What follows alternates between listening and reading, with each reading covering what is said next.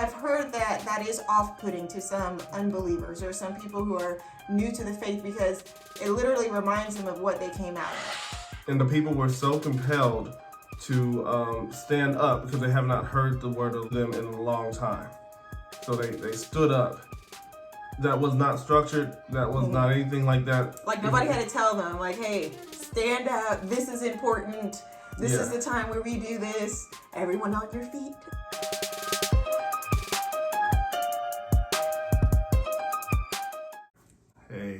Hey. So, is the contemporary worship service wrong? We asked ourselves that question based off of a video that we came across on YouTube. We'll link it down below. You can see the same thing.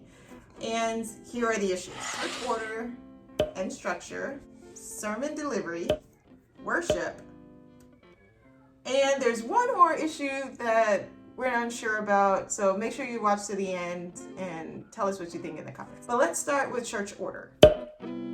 Don't take this as a bashing on church. We are Christians. We have gone to the contemporary worship service for over 4 years by now.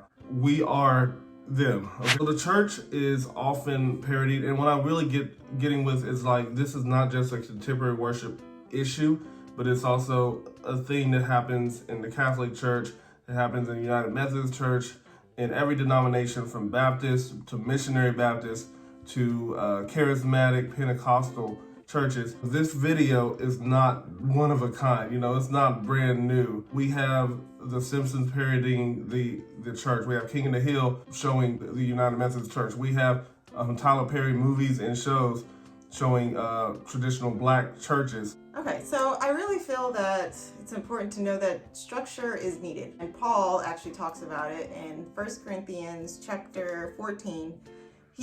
This is after, what's titled the love chapter, and it talks about the gifts of the Spirit. And Paul is really giving them some sort of guidelines on how these gifts should operate. And he uses the phrase, depending on your translation, that things should be done in order. And you can read it for yourself, and I encourage you to do so. 1 Corinthians chapter 14, read all of it. You can back over to 13, and then you'll get a bigger context of it. So I don't think having an order or a predictable schedule for how a church goes is necessarily wrong. However, we'll get into what happens when that goes a little too far. As a traditional high school, public school math teacher, teachers all around the globe, or not even all around the country, are being taught that we want more student engagement, we want more student discourse, more student-led classrooms, to where the teachers talks less, the students talk more. If I was talking and I have all this structure and I have all these plans and I need to get to where I need to get to so I can keep the pacing of the class, and a student comes up with an epiphany and they find out something and they want to share it with their friends and they want to write on our board and all that kind of stuff, I should be, if I want a really student-led classroom, I need to back up and let that student do the work. Back up, let the students lead the classroom. And it's the same idea with the church. We can have so much structure, so much that we've planned, for the church to make sure everybody gets out on time. To go to lunch. You gotta eat. And then we dare to hold back the Spirit from moving in the church, from the Spirit speaking through somebody, or from the Spirit reaching those through song. We can be worshiping, and then the Spirit might not be able to work through people if it is stopped. If we move on to the next thing, well, time to read the Bible verse, or time to watch that video, time to move those kids down to the kids' room. Right. That, and then I think, going along with what you're saying about it being faked, I think that can make it fake because you're on a time schedule. So I'm going to play the part and do the motions, but I know I got to stop at a certain time. So then is it really genuine? I mean, I guess it could be, but it could be more difficult to make it genuine. And it's all out of fear, preachers preach too long, they talk too long, this worship music is going too long. And it's partially the people in the congregation's fault for that, to get to that point. When we look at the Bible, we see times when Paul talked for hours on end, so much so that someone fell asleep from the top of this top area and fell down and died. And, you know, Paul had to go and heal him and make him come back to life and stuff. Just things like that, to where when the Spirit's leading, they went. They did what they needed to do. They went where they were called to go. And it wasn't always planned out. Like, Paul had a plan. I want to see y'all. But if God needs me to go here, I'm going to go here. Orrin grew up United Methodist. I grew up like in a Pentecostal church. So the other spectrum that I've seen is where church is really drawn out, or the church service is really, and it's, you know, we'll talk about it too, but as far as genuineness and what's in the heart, and is it drawn out because, you know, the Spirit is leading, or is it not Spirit-led, or is it, you know, person-led? So there is kind of a fine line. I believe that the spiritual leaders really need to continue to pray to make sure that they have the right discretion to tell when the Spirit is entering in, to allow that to occur, and to let it be truthful with honest intent. You know, it's not a time to over collect for the collection plates or anything like that. Just to let the Spirit lead when it's really pushing in. You can see it on the people's faces that the Spirit is impacting them, it's affecting them, and they are getting close to a point of realizing something about themselves and coming to a place of salvation. You got to back up and let that happen. Not saying that you don't need to say something. You might need to say some stuff, but you need to allow the Spirit to lead in the church. So the other thing that I thought was kind of interesting is how the video talked about offerings and tithes. So that happens in church, giving, and that could be a whole entire video. But they parodied how the church tracks your offering and your tithing, but they send this message of it's between you and God, and, you know. But we're tracking. Yeah. But that's not even like a contemporary church. Like that's every church, right. or a lot of churches that do that. Go ahead. Right. And not raise your hand, but comment down below if your church does that, to where you're tracked, like you put your offering and tithing in like an envelope, or somehow you get some statement at the end of the year, which I think they mostly do it just for tax purposes, so that it's considered a charitable contribution and you can write it off on your taxes. But if giving is supposed to be just between you and God, why does other people need to know? The other interesting thing as far as like the order was the promotional part of the worship leaders. Not to say you got to watch the video, but his marketing materials, like basically selling to the congregation things. And I think that happens. I don't think it happens in our church, but it happens in other churches where, you know, the pastor's written a book, or somebody's come out with the CD or something way back in the day, and you're trying to kind of peddle or push those materials. Now, granted, I don't think there's anything wrong with supporting people, especially those that you know and that they are exercising their gift in that some area. But during the church service, when we're supposed to be worshiping on God, should we be talking and thinking about that? I don't know. Yeah, like I was considering that too, because when you listen to contemporary worship music on the radio, at least 50%, or maybe a little bit less than that, are songs that seem like they are sung in church. Like there's worship, you know, like there's an ambiance about it. There's something going on in the background where you can hear people worshiping God in the background. Like it was recorded in a church service? Yeah, like it was literally there, and you know, like Corey Job, you know, like that. Carrie Job. Yeah, like that song. You know, I remember them sharing about her experience. You know, like that it was her like just riding with her husband, and she, you know, it's a worship song in their church. And then it you know, became something that became popular. Yeah. Speaking of worship, let's talk about worship. So that was a big part of the video that was made fun of, and it made us question. In the book of Ezra, or it's in Nehemiah, they kind of go hand in hand. Ezra and Nehemiah were in the same area at the same time, seemingly. They're mentioned in the same book together. There was a time after they built the wall that they came together and they were reading the word of the Lord. Like they were reading the law of Moses. And the people were so compelled to stand up because they have not heard the word read to them in a long time. So they stood up. that was not structured, that was not anything like that. Like nobody had to tell them, like, hey, stand up, this is important, this is the time where we do this, everyone on your feet. True. And in certain churches, not really, I mean, they say stand up, sit down in our church as well, but there's this idea of standing for the reading of the gospel. That's where it comes from. And it even goes as far as to say that at points when they were reading the word of the law, that they were convicted of their sins and they cried and they wept.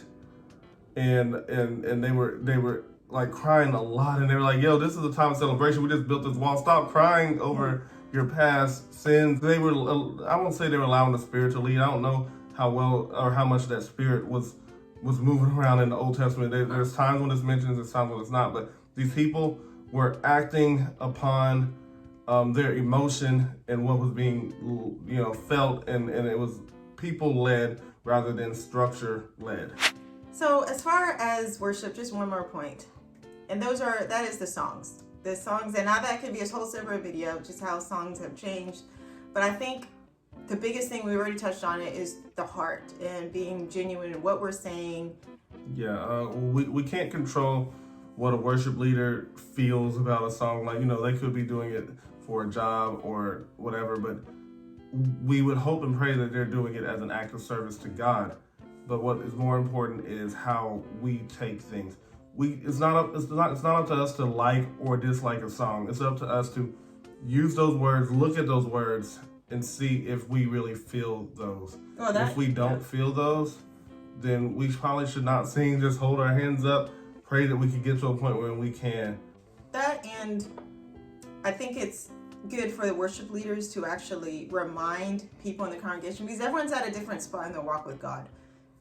As far as maturity, what they've learned, and it could be new believers, could be no believers. So I think it's important to remind, like, hey, almost like when we take communion, to remind, hey, this is what you're doing, this is what this means. As far as worshiping God, to remind people, hey, this is not, for us just to have a good time. This is actual words to God, worshiping Him, and to remind them, hey, guys, remember, put your minds on that, not anything else. And some churches I've been to, they actually remind people, like, hey, bring your mind back in. This is what we're doing now. And as a worship leader, I'm assuming that's should be part of the position. I mean, when we think about the Bible, when we think about, not Genesis, but around, I think, Exodus or Leviticus, Aaron's sons, as an act of worship, they weren't in the right heart or mindset of it, and they got killed. They got consumed by God's fire for worshiping in the wrong way, basically. All right, so now let's discuss sermon. For some people, that's the highlight of the church service. For some people, it's the part where, it all goes downhill. No. I enjoy sermons, like, obviously. So again, the video parodied. It talked about the pauses, the tones, speaking softly, the demonstrations that happen on stage a lot of times with props and all this kind of extravagant ways that pastors come up with to get their people's attention. Yeah, there you go. Whatever kids think. And make it, part of the Bible in some kind of way. Now, the issue I had with that is that I feel like politicians do it.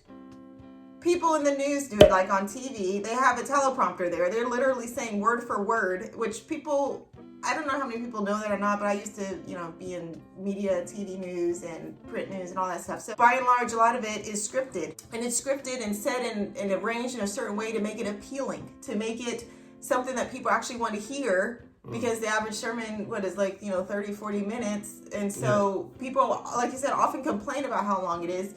So what's wrong with someone who's delivering the word of God, literal life, to our spiritual bodies? Like, what's wrong with him studying how to present that word in the best way, how to be engaging?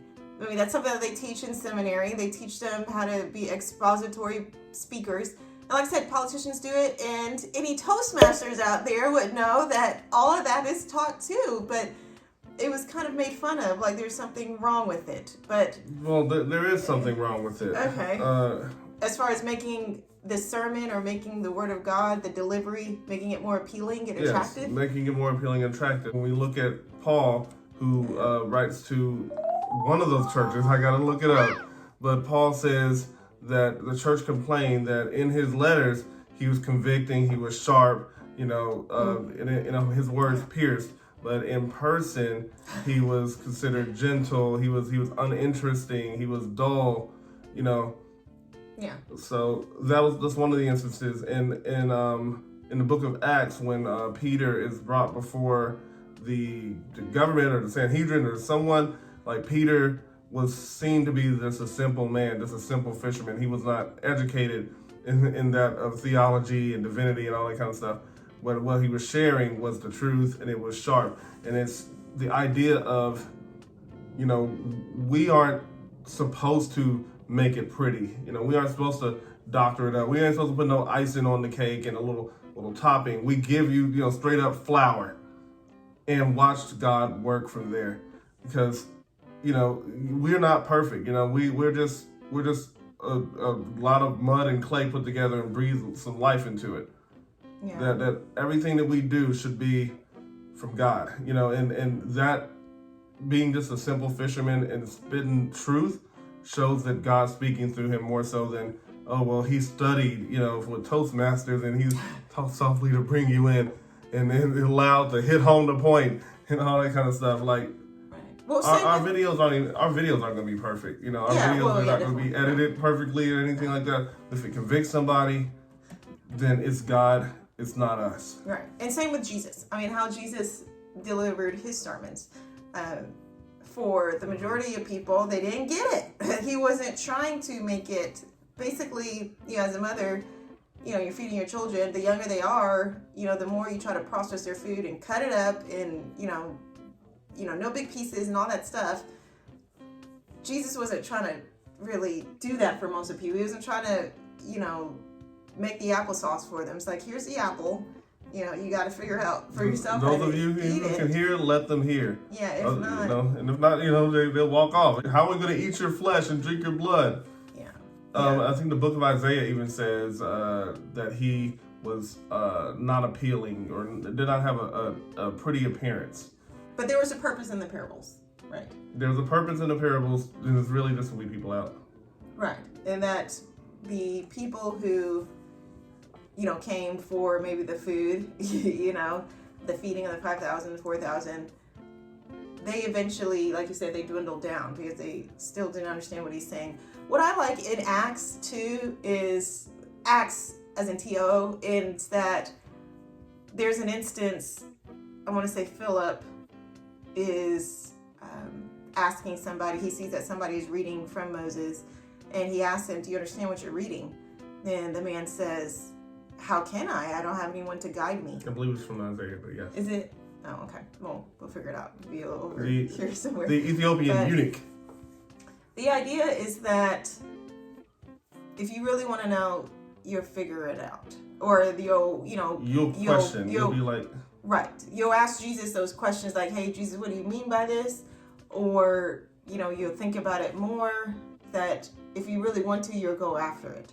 It's not going to hold you up just because you don't get it right now. So as far as like sermons in church, there's no need to make them overly the top. However, I get why they do it, just to be engaging, especially for people who aren't believers. You don't want to be intimidating to them to where they give up. But then again, it's like, well, if you give up just from that, because you don't understand the these and thous, then do you really want it? Yeah. At our church that we went to before this one that we actually joined, the pastor is different than the church pastor that we're at right now. He was a lot younger. He yelled. He really hit home his points and stuff. Right. And I was like, yeah, I'm getting this. And honestly, a lot of stuff that I retained from the Bible came from one of his sermons. I listened to all his little podcasts that he came up with ever since 2012. I was just listening every week. I just gathered all that. And this more recent pastor, he was an older man. He preaches differently, and at first I wasn't okay with that. I literally prayed to God that I would be more interested in it. And honestly, I still have to drink coffee sometimes. Still might have to eat a little snack while I'm listening. But it's not about me, and it's not about how I feel about your message. The man's messages were powerful, Fire. But if I couldn't get past, the fact that he's older, the fact that he's not yelling, he's not moving and jumping around, then if I couldn't move past that, I would be missing out on a lot of good. My recommendation is to pray. When the song isn't hitting right, you gotta listen to the words, pray that you get to a point where because it's not about you. The worship service is not about you. It's all about God. You are a part of a worship service about God. People are setting things up. They might be making structure, but it's about, you're a part of that team. It's about worshiping for God. It's not about you even wanting to join or giving money or anything. It's just about loving on God for at least one day for 2 hours a week. Yeah. So it's not about like your preference then. What you prefer, what you like, what's going to quote unquote tickle your ears. And that's, I think, Timothy or Paul and Timothy talks about that like in the last days, people are going to have itching ears. They want someone kind of just tickling their ears and make them feel good. But, but to be aware of that. I would like to hear about the emotion and the hype and what you feel that plays a part in church service. There are different denominations of Christians who have a more hype, a more emotional church experience, and there are those that do not. I'm assuming kind of where I come, my background in church was more hype compared to yours. So do you think that takes away from the service if it is, the yelling or the, not really yelling, but just, strong and loud kind of talking, and then, just, in sermons, I'm sure I don't have to really explain. I'm sure what I'm talking about in some sermons that are more emotional filled, and, those that are not. I feel like there's not necessarily anything wrong with it as long as the person's heart is for delivering the message. Now, if the person's heart is playing and they're thinking that this is what they need to do to keep members or to look a certain way or just to feel good for themselves, and that is a problem. However, I can't see their heart, so I'm not even trying to figure that out, but it's a problem if they know that. Mm-hmm. What do you think about emotional preaching? I believe, unlike the worship service, which is, worshiping for God, like the worship part of service, I believe the worship part of service is for God. Giving is for God. The benediction and all this kind of stuff, God. The message, I believe, is supposed to be God speaking through the person to the people. And I think that however you get that across is fine, as long as there is a such thing as order in the church. As long as, people are not interrupting with certain things, and there's order in the church so that whoever needs to hear that message for the day can hear it. Do you think it's distracting? Like if someone is, kind of, as they describe, like hooping and hollering and kind of loud, and it is a little distracting. Honestly, you having children in the church is a little distracting too. But like kids who cry, like babies. But it's allowed, and that is fine as long as there's order and the body parts know what's going on. We understand what's going on. I think that is fine. I believe that there still needs to be interpretation with hooping and hollering, unless they're literally just hollering "thank you" and all this other stuff. Yeah, because I think, and this could be, I guess, a whole different topic. So I guess I'll leave it at that. My experience is more so towards people actually shouting and saying thank you and just being louder during the worship songs than in the sermon itself. And people are doing that. Man, I would honestly applaud that even more, because it's not, the songs are more gripping. They hit the spirit a little differently than, the actual words being said. So you're saying that it's okay to be loud during preaching? I'm not saying that. I'm just saying that I would personally commend that more, because sometimes, with certain pastors, you might doze off a little bit, but the words are there. And it's important for someone to actually reflect on them and to be so thankful that they are, that they can't hold themselves back. That's powerful. But I don't know. At this point, I don't know if it's good or not, because it is pulling from other people as far as the order goes. Okay. All right. So let's get into the part of the service that everyone knows about. It's the lights, it's the guitars, it's the drums. Some churches have the smoke and just the blinking lights and just a whole atmosphere. They got the coffee. Yeah, you got your freebies. You can get free food, free drinks. They get the snacks, the donuts. Yeah. All right. So not only that, but it's the dress. You know, church has become a place where you can dress down. You don't need a button up. You don't need a suit or coat. Like you can come in jeans. You don't need that 2-piece. Yeah, you don't need that. And it's become, come as you are. And everything is accepted as long as you are comfortable. Now, what do you think about that? I enjoy a donut, but I haven't had one from there. Trying to keep the figure. But the idea to come as you are, the what style of dress. My church, we always dressed. Growing up, we always dressed very nicely.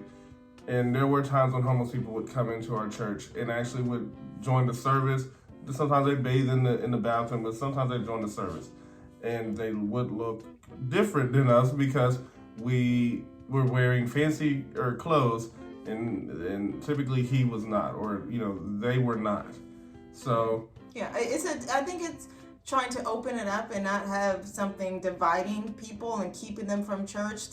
Because I think there was a time in kind of church history where people were like, well, I can't go to church because I don't have anything to wear, because your dress was so much emphasized to where it made you feel like, well, if I come in and I'm not dressed like everybody else, then I don't want to go. And some people are, embarrassed and shy, and if they don't have the money, like you said, to have those things, then they'd rather just not go at all. Is it wrong? It is a wrong way of thinking, but I guess it's sort of like the verse in Paul with the meat, and if it's going to cause my brother to stumble, then I just won't eat the meat. Like I know that it's not, sacrifice to idols, but listen, if it's messing you up, then look, I love you so much more that I'm just not going to do this. So I understand that. However, I guess it's become the trendy thing to do for people who actually have the means to maybe dress up, and obviously I don't think Jesus is concerned about that, but concerned about how we dress. Like it has to be like a style dress. I don't like the idea of or doing too much of catering to people, like catering to the congregation or to the members or even to the visitors. Like the catering part is probably taking away anything that can cause us to stumble, right? If we are complaining, the coffee, is not strong enough, or hey, the donuts are a little too stale right now, or hey, this candy, the expiration date on the back is a little, past its date, then we've lost the fact that this is not for you, this is for God. Yeah. Now, I did say earlier that I sometimes do enjoy a coffee or a little snacky snack, and I get it from that area in order to stay awake during the service. But honestly, even deep down, it's convicting to me. This is not about me. This is not even about me staying awake for the sermon. If it was important to me, for the sake of God trying to reach me, I should come prepared for that. I should have slept in. It's like I said, we're not perfect.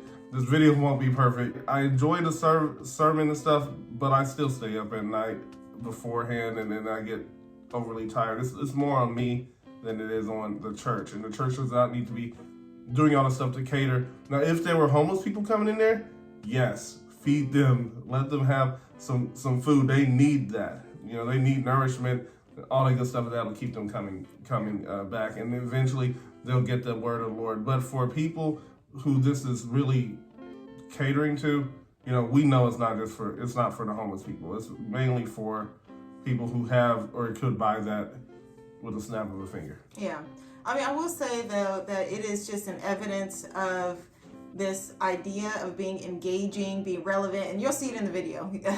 They kind of make fun of it, obviously. So I think it's okay to care enough about people to try to make them comfortable and try to, reach them where they are. If they are intimidated by the 3-piece suit and the fancy dresses, then okay, I won't eat the meat, or I'll dress down for you just so you're comfortable, so you come in, so you hear about this Jesus. I'm okay with that. I get what you're saying though, by, it shouldn't all be about that, to where we're constantly catering to, people who are non-believers just so that they're comfortable. some of it they're just going to have to take, like, this is a church and we're not going to look like the world or what you've been used to. I will say that I have heard the atmosphere with, you know, it being so dark, like being dark inside the church, having this big loud, you know, kind of the drums and the guitar and, you know, the flashing lights and all that stuff, having that concert feel. And then that little smoke fog stuff, the little dry ice. Yeah, so I've heard that that is off-putting to some unbelievers or some people who are new to the faith, because it literally reminds them of what they came out of. That's how they used to get down. So, like, that was their old life, and since they come to Jesus, they want, you know, to be born, you know, the new birth experience, and then you bring me into this, and that's the result of the church trying so hard to be engaging and relevant and, you know, hip and cool and with it. And who's to decide that that is hip and cool? Like, the world did. So yeah, why is the church trying to? It's a very complicated issue. Like, yeah, it is. What I've noticed, or what I've come to realize, is just a longer term Christian, you know, is that those who just give their lives to Christ, they expect some drastic change. But after you get baptized and you come up out of that water, you're the same person. You know, you feel the same. You don't feel like the old you died and all that kind of stuff. So you try to push harder to seem more Christian. You try to do more things. Say, okay, well, bye-bye Halloween, bye-bye Easter. Oh, Christmas. Oh, Santa Claus is technically, you know, sacrilegious. You know, all this stuff. There's a Christmas tree. Oh, no Christmas tree. Oh, I'm not supposed to eat this certain kind of meat. Oh, I gotta get that out. Like, they do too much. The idea of being saved is that you are changing and over time. You're dying to your old self. You're taking off your old clothes over time. And you're putting on righteousness over time. What you're describing is sanctification, that we're all, you know, still taking off those old clothes and that old nature. We're all, you know, being renewed. So it does take time. I guess the concern I have is that the church is becoming kind of like a show, like a performance. Like, it really is taking on a theater or a TV show kind of, or a movie sort of feel, you know, or a concert, like I said, like it's, yeah, like, and that's kind of disturbing a little. The pulpit, the terminology pulpit is going away, and the terminology stage is there. Like, the church has a stage, not a true pulpit. Right, and some other traditional things are going away, like an altar. You know, you're kind of having makeshift. Now, granted, there are church plants, and churches where, you know, they don't have the funds yet for it, or they're renting out of a school. I get all that, and I'm not, you know, nitpicking or anything, but if we have the ability and means, and we're intentionally taking out the altar, taking out, you know, certain things for the sake of being more appealing, I guess that's a little disturbing. I just wonder if, you know, if that needs to be looked at. It's one of the issues that video brought up. And we are aware that that church has been changing ever since it first started. You know, we're not worshiping in an actual temple. Tabernacle, yeah.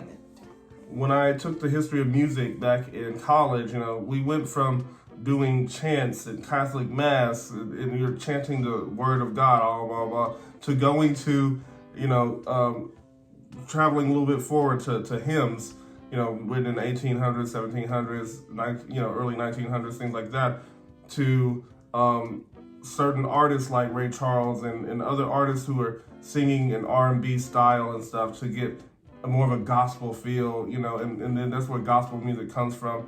And every time the church changed, people were against it and they pushed back. So now we're here. We look at the future to see where this will go, but now we are currently here. And this is why we're making this video, because we are questioning, is this right? Is this okay to be worshiping in this structure? And what's going to happen in the future? What's the church going to look like then?